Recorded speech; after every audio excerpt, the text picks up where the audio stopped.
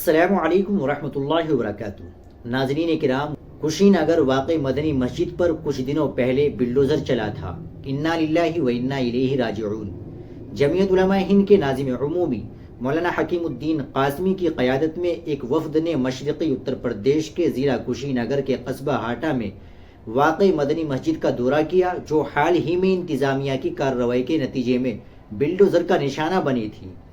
وفد نے حاجی شاکر و دیگر ذمہ داران مسجد سے تفصیلی گفتگو کی اور مسجد کی موجودہ صورتحال، انہدام کی وجوہات اور اس کے اثرات پر تبادلہ خیال کیا۔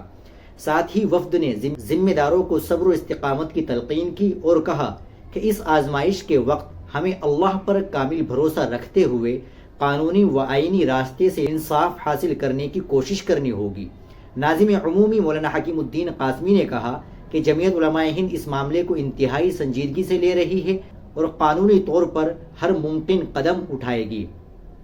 انہوں نے یاد دلایا کہ گزشتہ برس جمعیت علماء ہند کے صدر مولانا محمود اسعد مدنی کی قیادت میں سپریم کورٹ میں بلڈوزر کارروائی کے خلاف ایک طویل قانونی جنگ لڑی گئی تھی، جس کے نتیجے میں سپریم کورٹ نے غیر قانونی انہدامی کارروائیوں پر روک لگانے کا حکم دیا تھا۔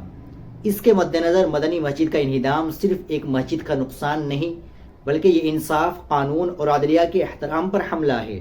یہ معاملہ اب دوبارہ سپریم کورٹ میں ہے، جہاں سے انصاف کی امید کی جا رہی ہے۔ ناظم عمومی جمعیت علماء ہند نے اہل علاقے کو تسلی دی کہ جمعیت علماء ہند ان کے ساتھ کھڑی ہے۔